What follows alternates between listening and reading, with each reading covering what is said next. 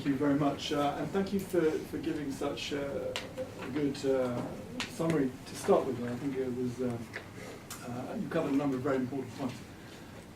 What I want to underline first of all is geography, and I think it's an extremely important point.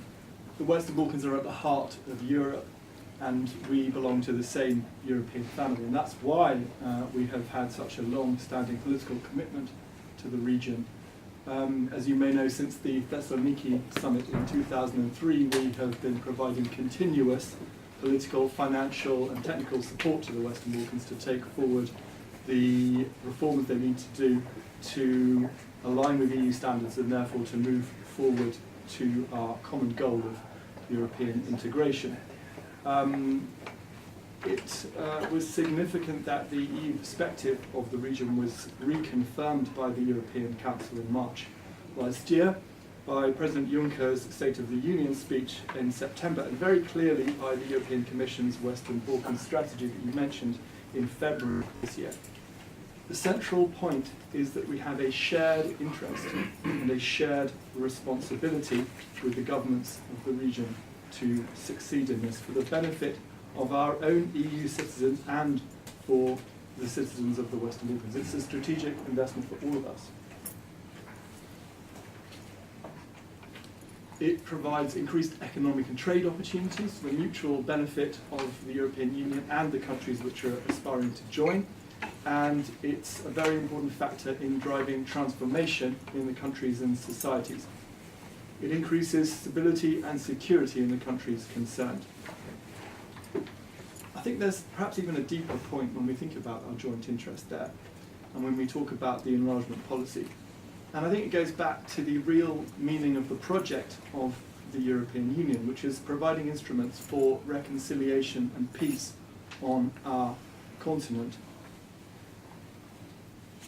The Western Balkans strategy, which was presented in February, set out a clear path for the Western Balkans to finally join the European Union and to make the progress towards the European Union irreversible. It's important to underline that joining the European Union is a choice. It's up to each Western Balkan partner to seize the opportunity and to do the necessary work. They need to concentrate all their efforts to do the necessary reforms, in particular on rule of law, justice and fundamental rights. The European Commission strategy includes 6 very concrete initiatives to help with that on rule of law, security and migration, socio-economic development, connectivity, the digital agenda and support for reconciliation and good neighbourly relations. Citizens in the Western Balkans aspire and deserve to live in a peaceful region, and this is equally important for EU citizens. That's why the strategy makes clear that the EU will not import bilateral issues, that they will all need to be resolved before the individual country's accession. We've seen great determination and commitments from leaders in the region, and there have been ups and downs, slower and faster periods of progress over the last few years, but overall, all of the 6 partners have kept moving forward. And the recognition that some of them could be ready by 2025, based on fulfilling the necessary criteria, is a strong encouragement for all countries of the Western Balkans. I want to underline that the EU's door is open to further accession, but only when the individual countries meet the criteria. The process is and remains merit-based.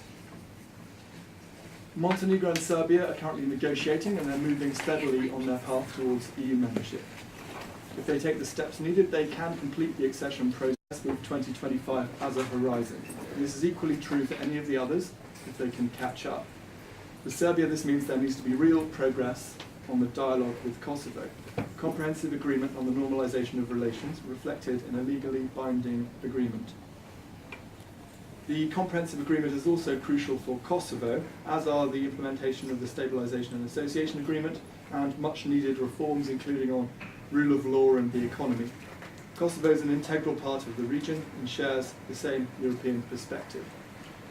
Bosnia and Herzegovina has the prospect of obtaining candidate status. The answers to the Commission's questionnaire were handed over during the joint visit of President Juncker, Commissioner Hahn and HRVP Mogherini to Sarajevo in February this year, and work on the preparation of the Commission's opinion that is currently underway.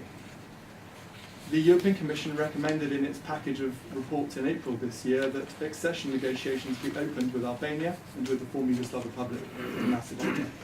The decision to recommend the Council to open negotiations with both Albania and the former Yugoslav Republic of Macedonia are based on firm, strict assessments of progress made on recommendations that were previously made. And the recommendations are an encouragement to these countries to continue on the path of reforms. The Commission made equally clear that maintaining and deepening their current reform momentum will be decisive for further progress for both. The Commission assessment says clearly that Albania has met the conditions that were put in the last report and the recommendation that was adopted a year and a half ago. Albania is ready to open negotiations, maintaining and deepening the reforms which are being undertaken. The 5 key priorities will remain the key elements on which Albanian citizens will assess and judge the capacity of the institutions to deliver on their needs and also to continue to be the basis for our common work in the future. The former Yugoslav Republic of Macedonia is back on track, and the assessment that the European Commission has made, which again is merit-based, is that conditions have been met and that the recommendation to the Council is to take the decision to open negotiations. The country has also made impressive steps in addressing regional dynamics and bilateral relations with its neighbours, most recently, of course, by the historic agreement on the name issue with Greece, which was signed last weekend. So we see a picture where all our partners in the region are moving ahead towards European integration. But I think it's important to underline that we already are very closely interlinked with the Western Balkans today. We share vital interests and we face many common challenges ranging from migration, from the economy to the environment. And the Western Balkans have proven to be valuable partners in many areas. We're already partners in security. Western Balkan countries are contributing military staff to the EU's CSDP missions across the world, and all the 6 are also partners in counter-terrorism and countering violent extremism. We are partners in building prosperity. In 2016, the region's total trade with the EU was over 43 billion euros, which is up 80% since 2008, and there's significant further growth potential. The EU is the Western Balkans' largest trading partner, accounting for over 73% of the region's total trade. EU companies are the biggest investors, with over 10 billion of foreign direct investments in the past 5 years. All the countries of the region have a Stabilisation and Association Agreement, which aims to progressively establish a free trade area between the EU and the Western Balkans. That paves the way for collective prosperity and economic growth. We are also partners in, if we're going to connect Hungary and Greece or Croatia and Bulgaria, that we have the appropriate transport and energy infrastructure across the region. And we share a common cultural and historical heritage. We need to underline and help people also in our own European Union understand better the commonalities, the links and shared interests that we already have. We need to build a new and more accurate image of the region and of those shared interests. We're doing a lot of work towards that, but we have a lot more work to do. As our colleague from Vocal Europe who introduced us mentioned, we have had a series of important rendezvous in the first part of this year. We have had the country reports from the Commission, a number of high-level visits to the region, the Western Balkans Summit in Sofia, a very important occasion bringing the Western Balkan 6 and the EU leaders around the table. This is extremely important and shows that we have a deep mutual political engagement.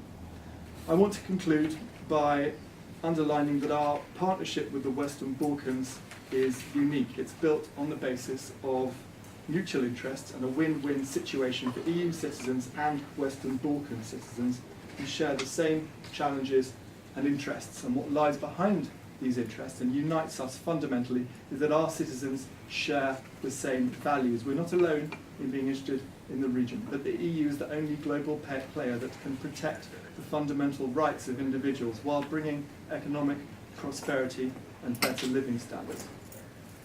This year can be a turning point, and I believe we should all seize this opportunity to build our future together in our common interest. Thank you very much.